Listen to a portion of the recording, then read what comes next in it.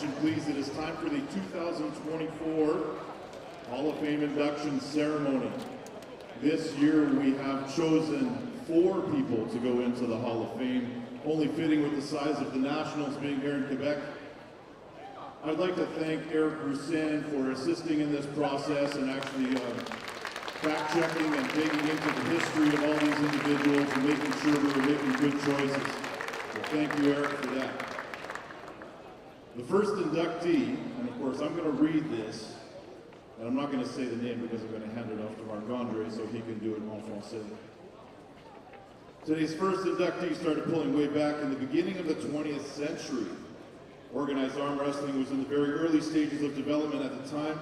In 1910, at the age of about 21, this person defeated the recognized Canadian heavyweight champion and then successfully defended this title over the following 11 years, facing dozens of opponents and 2 out of 3 or 3 out of 5 challenge match settings for significant sums of money.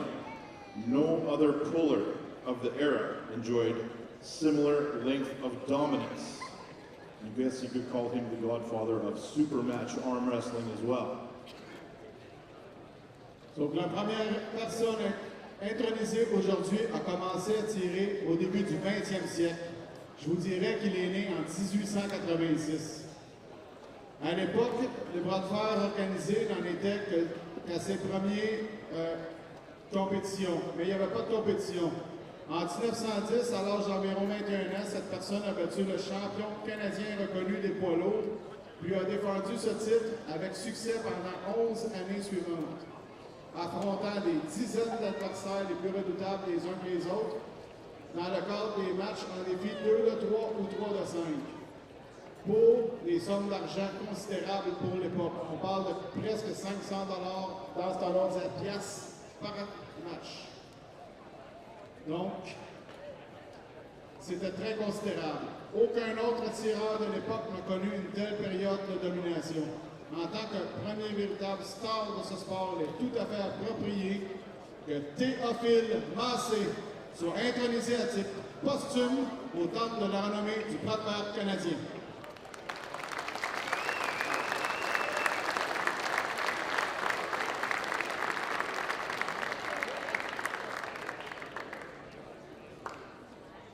Try as we might, we could not find someone to accept on his behalf, so we will do that today.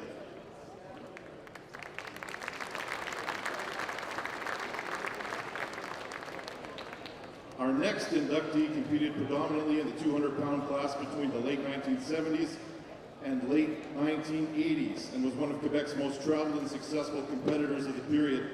He was the first Quebec puller to win a CAWA national title, as well as first to win a WAF World title, which he won in Costa Rica in 1983.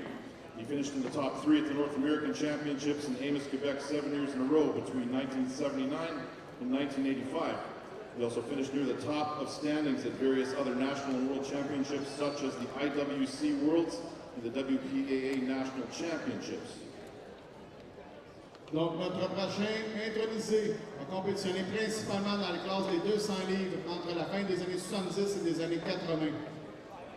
Il a été un des compétiteurs québécois les plus voyants et les plus couronnés de succès de cette période. Il a été premier tireur québécois à remporter un titre national de la CAWA et le premier à gagner un titre mondial de la WAF qu'il a remporté au Costa Rica en 1983. Il s'est classé parmi les 3 premiers champions au nord-américain d'Amos 7 années de suite entre 1979 et 1985. Il a également terminé au sommet du classement à divers autres championnats nationaux et mondiaux, tels que les championnats du monde de la CBA et les championnats nationaux canadiens de la WPAA. J'aimerais souhaiter la bienvenue et félicitations à Yvon Champagne au temple de la renommée du bras de fer canadien.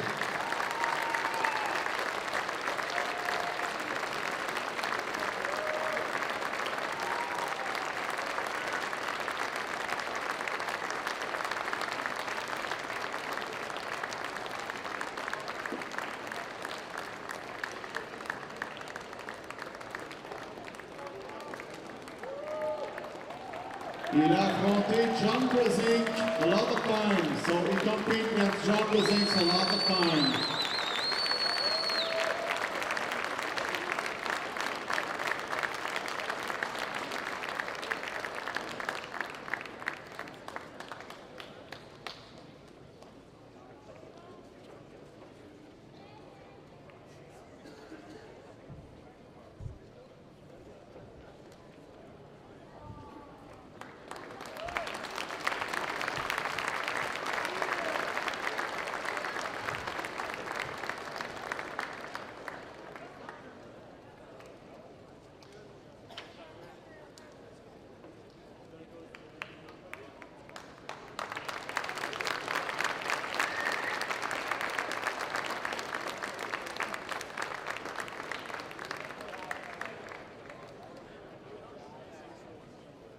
Our third inductee started competing when he was still a teenager in the mid-1980s. His first major achievement occurred in 1985, when at the age of 18 he took second at the North American Championships in Amos. He would finish in the money at this tournament at least 4 times over the following 7 years. He won no less than 4 national titles between 1988 and 1992. He won the WPAA World title in 1987, and WAF World title in 1992 in the 165-pound class. And in 1995, he competed in one of the most stacked 165-pound classes of all time at the Yukon Jack International Championships in New York City, where he made it to the podium. Donc, notre troisième intronisé a commencé à compétitionner alors qu'il était encore adolescent au milieu des années 80. Son premier grand succès a eu lieu en 1985. Lorsqu'il a l'âge de 18 ans. Il a pris la 2e place des championnats nord-américains à Amos. Il terminera dans l'argent à ce tournoi au moins 4 fois au cours des 7 années suivantes. Il remporte pas moins de 4 titres nationaux entre 1988 et 1992. Il a remporté un titre mondial de la WA en 1987. Et un titre mondial de la WAF en 1992 dans la catégorie des 165 livres. En 1995, il a participé à l'un des championnats internationaux Yukon Jack à New York dans l'une des catégories 165 livres les plus relevées de tous les temps. Il est monté sur le podium. J'aimerais souhaiter la bienvenue à Serge Usureau, l'entente de la renommée du bras de fer canadien.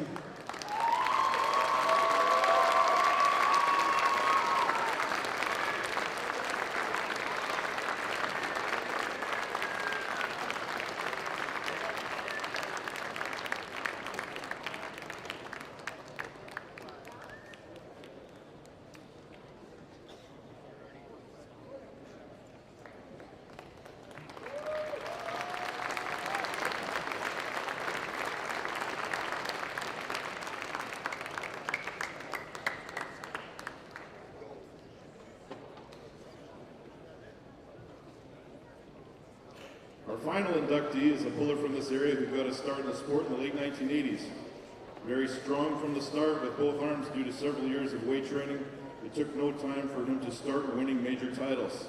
In the early 1990s, when just in his early 20s, he won multiple Gloucester Fair international titles, multiple national titles, and a title at the prestigious Super Bras de Fer tournament in Paris, and a WAF world title. For a period, it could be argued he held the world #1 left-hand ranking after winning the left-hand super heavyweight class at the 1992 Gloucester Fair International Championships, ahead of Gary Goodrich and Garvin Lewis. Less active in the late 90s when he was focused on professional bodybuilding, he briefly re-emerged at the 2001 Gloucester Fair to defeat Devin Larratt and Sylvain Perron. In recent years, he has returned to regular arm wrestling competition and has built up a huge club. He also amassed another 5 national titles, and he's one of the very few people to have won senior division national titles 30 years apart. He's a big reason why the national championships are being held here this weekend. Notre dernier intronisé est un tireur de la région qui a débuté dans le sport à la fin des années 80. Très fort dès le départ avec ses 2 bras grâce à plusieurs années de musculation. Il n'a pas tardé à remporter des titres importants. Au début des années 1990, alors qu'il n'avait qu'une vingtaine d'années, il a remporté plusieurs titres internationaux à la Gloucester Fair. Plusieurs titres nationaux. Un titre prestigieux, tournoi Super Bras de Fer de Paris. Sorry. Et un titre mondial de la WAF.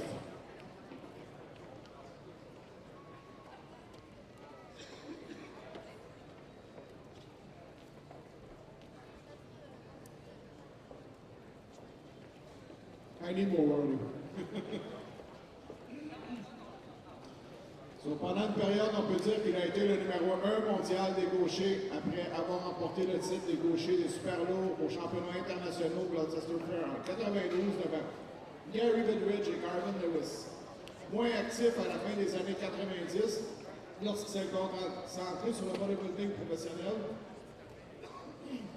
il a brièvement refait surface lors de Gloucester Fair en 2001 en battant Devin Narat et Sylvain Perron. Ces dernières années, il a repris les compétitions régulières de bras de fer et s'est constitué un énorme club. Il a également accumulé 5 autres titres nationaux et il est l'un des rares personnes à avoir remporté les titres nationaux de la division senior à 30 ans d'intervalle. C'est en grande partie grâce à lui que des championnats nationaux se déroulent ici ce week-end. C'est un grand mentor pour plusieurs. C'est une personne de cœur, c'est une personne que j'apprécie énormément. C'est un de nos plus grands contributeurs dans le tir au poignet avec Jim Max Gatineau, j'appelle Steve Bordeaux. Bienvenue au temple de la renommée du Grand.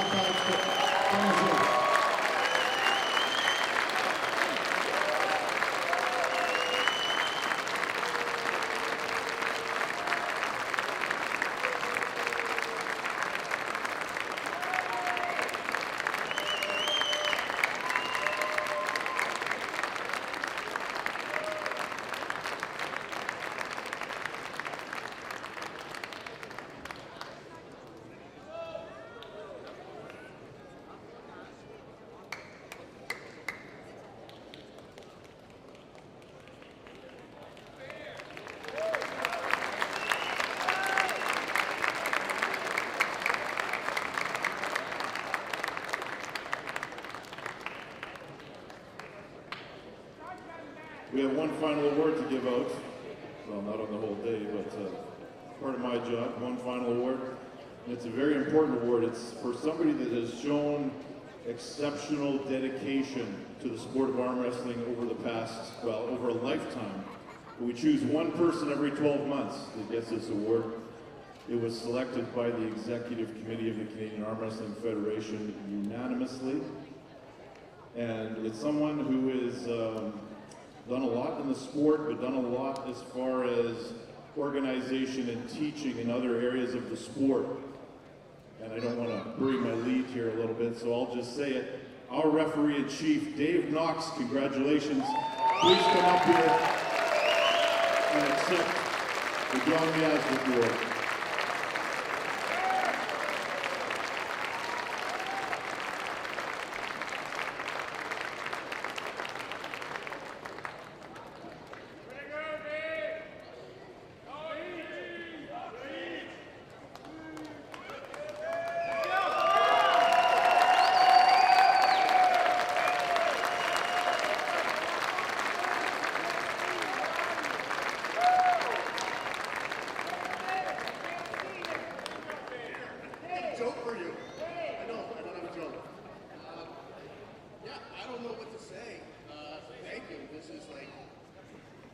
Huge.